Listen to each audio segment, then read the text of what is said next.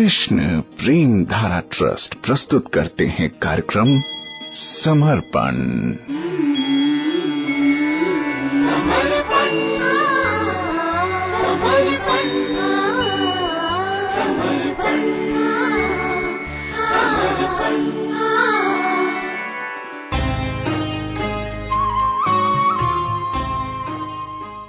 कार्यक्रम समर्पण में आपके साथ हूं मैं प्रेम धारा। नमस्कार, कैसे हैं आप? आप सुनते चले आ रहे हैं कि भगवान श्री कृष्ण उद्धव जी को संदेश दे रहे हैं, उद्धव जी को उपदेश दे रहे हैं। और उसी उपदेश के क्रम में उन्होंने बताई है दत्तात्रेय जी की कथा कि दत्तात्रेय जी ने अनेक गुरु बनाए और कैसे उन सबसे उन्होंने क्या कुछ सीखा। बहुत सारी शिक्षाओं को हमने सुना और आज उन्होंने एक बहुत ही आश्चर्यजनक गुरु बनाए हैं और वो गुरु हैं उनका ही शरीर। दत्तात्रेय जी श्रीमद् भागवतम के 11वें स्कंध के 9वें अध्याय में कह रहे हैं, देहो गुरुर्मम विरक्ति विवेक हेतुर बिभ्रत समा सत्व निधनम सतत आरती उदरकम तत्वानेन विमृशामि यथा तथापि पारक्य मित्य वसितो विचराम्य संगः। अर्थात ये भौतिक शरीर भी मेरा गुरु है, क्योंकि ये मुझे वैराग्य की शिक्षा देता है। सृष्टि तथा संहार से प्रभावित होने के कारण इसका कष्टमय अंत होता रहता है। यद्यपि ज्ञान प्राप्त करने के लिए अपने शरीर का उपयोग करते हुए मैं सदैव स्मरण रखता हूं कि अंततः अन्यों के द्वारा विनष्ट कर दिया जाएगा, अतः मैं विरक्त रहकर इस जगत में इधर उधर विचरण करता हूं। देखिए, बहुत ही आश्चर्य की बात है कि कोई अपने शरीर से भी कुछ सीख सकता है क्या? ये सवाल अक्सर मेरे मन में उठा करता था और जब देखा दत्तात्रेय जी ने अपने शरीर से इतना कुछ सीख लिया तो लगा कि हाँ, इंसान चाहे तो वो कहां से सीख प्राप्त नहीं कर सकता। शरीर बहुत कुछ सिखा रहा है। किशोर अवस्था का शरीर न जाने कहां चला गया, युवा अवस्था भी आई और चली गई, बचा बुढ़ापा तो लगता है जैसे वो जाएगा ही नहीं। तो इस तरह से हम अपने आसपास देखते हैं शरीरों में परिवर्तन हो रहे हैं। हमारे अपने शरीरों में कई कई परिवर्तन होते हैं, बीमारियां अपने आप लग जाती हैं, है ना? कब लगी, कैसे लगी, हमारा शरीर पर हमें ही नहीं पता चलता है। तो ये जो शरीर है ये सृष्टि और संहार से प्रभावित है। इसका जन्म होता है और ये मरता है, और इसका जो अंत होता है वो आमतौर पर बड़ा कष्टमय होता है। बहुत भोगना पड़ता है शरीर को। कभी शरीर के अंदर का कोई अंग खराब हो जाता है, कभी कुछ खराब हो जाता है, तो कष्ट भोगना पड़ता है ना? तो शरीर से आसक्ति ये तो भयंकर मायावी चीज है। और देखा जाए तो इस भौतिक शरीर से आसक्ति करनी भी क्यों है भाई? इतनी आसक्ति करनी होगी कि जिसके द्वारा हम इस शरीर को सुरक्षित रख सकें, ताकि हम भजन कर सकें, भक्ति में आगे बढ़ सकें और अच्छी तरह से भजन कर सकें। बस, अलावा इसके शरीर में अत्यंत आसक्त होने से तो समस्याएं उत्पन्न हो जाएंगी। दत्तात्रेय जी यही बता रहे हैं कि जब मैं अपने शरीर का उपयोग ज्ञान प्राप्त करने के लिए करता हूं तो मैं याद रखता हूं कि आज नहीं तो कल ये अंततः अन्यों द्वारा विनष्ट कर दिया जाएगा। इसलिए मैं पूरी तरह से विरक्त हूं। शरीर के प्रति मेरी कोई आसक्ति नहीं है ना? देखिए, मनुष्य शरीर जो है ना वो बहुत दुर्लभ है, बहुत ज्यादा दुर्लभ है, और मिला है भगवान के अहेतु की कृपा से। बहुत करुणामय है ना भगवान। इसलिए चाहे मनुष्य शरीर को पाने की हमारी योग्यता थी कि नहीं थी, भगवान ने ये सब नहीं देखा। उन्होंने बड़ी ही कृपा करके मनुष्य शरीर रूपी उपहार हम सबको दे दिया। और भगवान ने इसी उद्धव गीता में ये बात कही भी कि भाई ये जो शरीर है ना वो कैसा है, वो धर्म साधन करने के लिए दिया गया है।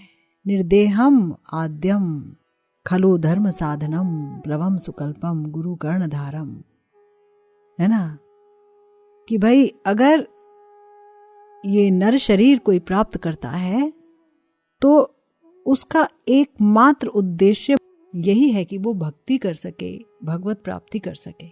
इस शरीर के द्वारा ही हम साधन भक्ति कर सकते हैं, भगवान को जान सकते हैं, समझ सकते हैं, उन तक पहुंच भी सकते हैं, उन्हें प्राप्त भी कर सकते हैं। उनकी सेवा की वासना तभी जागृत होगी जब मनुष्य शरीर की प्राप्ति होगी। तो मनुष्य शरीर भगवान ने दिया है अपने भजन के लिए। ये इंद्रियां दी हैं कि तुम भाई भगवत रस में डूबो, इन इंद्रियों को भगवत रस प्राप्त करने के लिए लोभातुर करो, यानी प्रलुब्ध करो, यानी एक ग्रीड, एक लालच, एक लालसा पैदा हो हमारी प्रत्येक इंद्रिय में भगवान का रस प्राप्त करने के लिए। आंखें भगवत रूप का रस पान कर सकें, कान भगवत कथा का पान कर सकें, नाक भगवान को अर्पित तुलसी आदि की सुगंध प्राप्त कर सकें, पुष्प की सुगंध प्राप्त कर सकें। तो इस तरह से हमारा जो भौतिक शरीर हमें मिला है वो एक माध्यम के रूप में मिला है। जैसे कि एक बोट, एक नाव है ना, इसमें बैठकर हम कहीं भी जा सकते हैं, किसी भी देश में जा सकते हैं।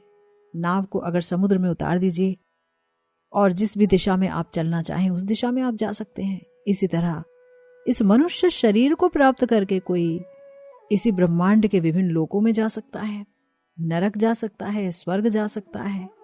और जो बहुत बुद्धिमान होगा वो चाहेगा कि इससे मैं भगवत माधुर्य का अनुभव कर सकूं, भगवत सेवा रूपी महाधन की प्राप्ति कर सकूं, भगवान का प्रेम प्राप्त कर सकूं।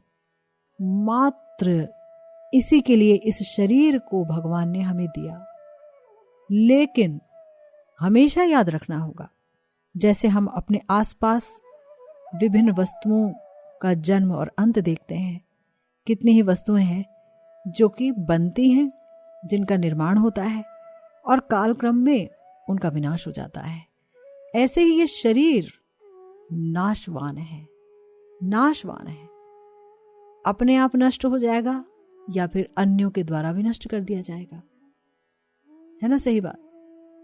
तो जो व्यक्ति ये बात समझ जाता है वो अपने मन को बार बार कहता है, निताई गौरांग बोलो जन्म पे छो भालो, कलयुगे आर गति नाई, जे दिलो ए शब्द ज्ञान करो तार गुणगान, ए विद्या सीखो ना कहनो भाई।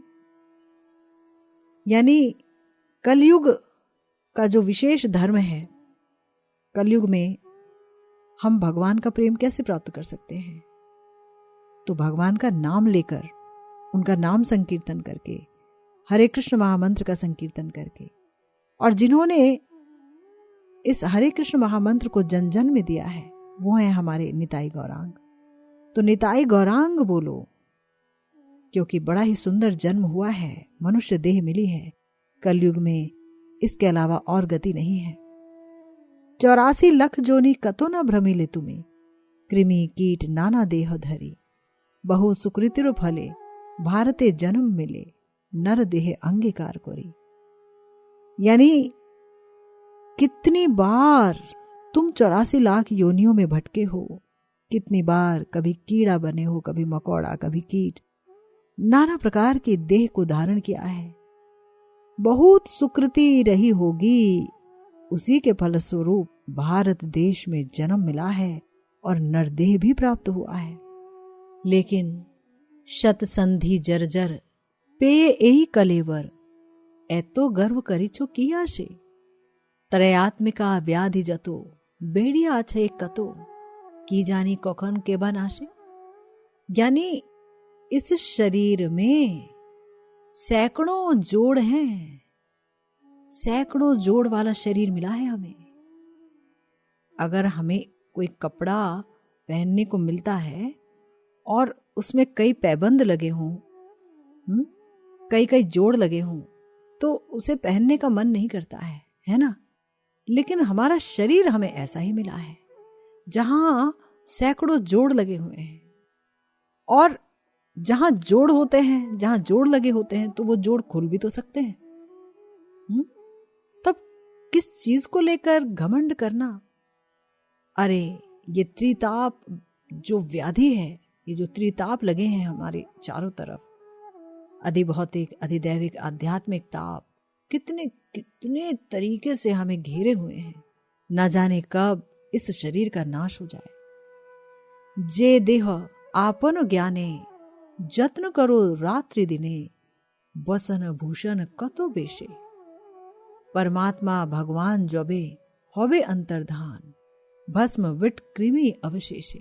यानी जिस देह को मैं समझ करके हम रात दिन कितना कितना जत्न करते हैं, मेहनत करते हैं, प्रयास करते हैं, सुबह से लेकर रात दिन भागते रहते हैं, और शिक्षा पद्धति भी हमारी ऐसी है जो हमें भागना ही सिखाती है।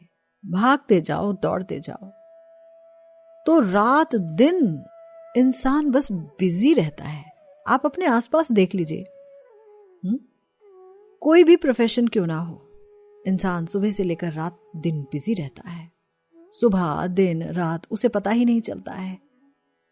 वक्त पंख लगाकर उड़ जाता है, और इस देह को मैं समझ करके व्यक्ति इसी देह को सुख प्रदान करने के लिए कितना कुछ नहीं करता है।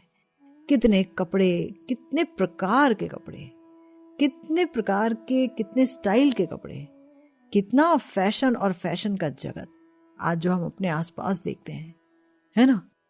और कितने वेश और कितने आभूषण और कितनी दुकानें, असली आभूषण, नकली आभूषण, जो कुछ भी इस पार्थिव शरीर पर हम पहनते हैं, ये जो मिट्टी का बना शरीर है, इस पर हम पहनते हैं और सोचते हैं कि ये शरीर बड़ा सुंदर दिखेगा, तो ये कितने बड़े अज्ञान की बात है।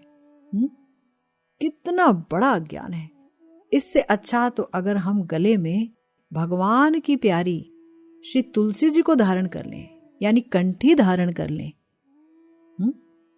यानी लहसुन प्याज मांस आदि को छोड़ दें और भगवान को प्यारी प्रिय तुलसी को अपने गले में धारण कर लें, तो हम उनके कितने प्रिय हो जाएंगे।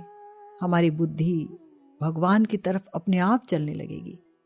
तो ऐसा तो हम करते नहीं हैं, क्योंकि देह को हम नश्वर मानते नहीं हैं, देह को मानते हैं अनश्वर, और खुद को ही देह जानते हैं। तो यहां पर पदकर्ता कह रहे हैं कि भाई, जब भगवान, जिन्हें आप परमात्मा भी कहते हैं, जब इस शरीर से विदाई लेंगे, अंतर्धान होंगे, तब ये शरीर क्या रह जाएगा जिसे हमने इतना सजाया था, संवारा था। आज जब हम इंटरनेट पर देखते हैं तो इस शरीर को सजाने के कितने कितने प्रकार के जतन हैं, कितने कितने प्रकार के प्रयास हैं, कितने कितने प्रकार के साइट्स हैं। मीडिया में हर जगह छाया हुआ है कि कैसे इस शरीर को संभाला जाए, सुंदर बनाया जाए। सुंदरता का हमारा अपना पैमाना है, हमारे अपने मापदंड हैं, हमारी अपनी परिभाषाएं हैं। हम नहीं जानते हैं मगर कि भगवान की नजरों में सुंदर कौन है। भगवान की नजरों में सुंदर है उनके भक्त। भगवान की नजरों में सुंदर है वो भक्त जो समदर्शी हैं। तो हमारे पदकर्ता कह रहे हैं, हमारे आचार्य कह रहे हैं, पाए पोड़ी छाड़ो भ्रम, किछु नाही परिश्रम, हरि हरि बोलो अविराम। कहो लख कथा आन, ताहे ना आलिस ज्ञान, की भार की बोझा कृष्ण नाम। कह रहे हैं कि हम आपके चरण पढ़ रहे हैं, आप भगवान का नाम लो, वरना जब इस शरीर से प्राण निकल जाएंगे, परमात्मा चले जाएंगे, तो ये शरीर भस्म में परिणत हो जाएगा या फिर कीड़े मकोड़े खाएंगे इसे। तो हम हजारों तरह की बातें बोलते हैं, लेकिन उसमें हमें आलस नहीं आता है। लेकिन जब कोई बोलता है कि भगवान का नाम लो, तो हम कहते हैं कि हाँ, हम 2 माला कर लेते हैं, कई बार वो भी नहीं कर पाते हैं, कई बार कुछ कर भी लेते हैं, हमसे नाम नहीं होता है। लेकिन सारा दिन बात हम कर सकते हैं, दूसरी बातें कर सकते हैं। तो देखिए, भगवान का नाम लेने में ना कोई पैसा लगता है, ना कोई परिश्रम होता है, ना घर छोड़ना होता है, सिर्फ भगवान का नाम लेना होता है। मनुष्य जन्म मिला है। अगर हम सैकड़ों जोड़ और थेगलियों लगे इस शरीर का गर्व करते रह जाएंगे तो मनुष्य जन्म जिस चीज के लिए हमें मिला है, भक्ति के लिए मिला है, प्रेम प्राप्त करने के लिए मिला है और भगवत आनंद प्राप्त करने के लिए मिला है, उससे हम हमेशा के लिए वंचित हो जाएंगे। याद रखिए।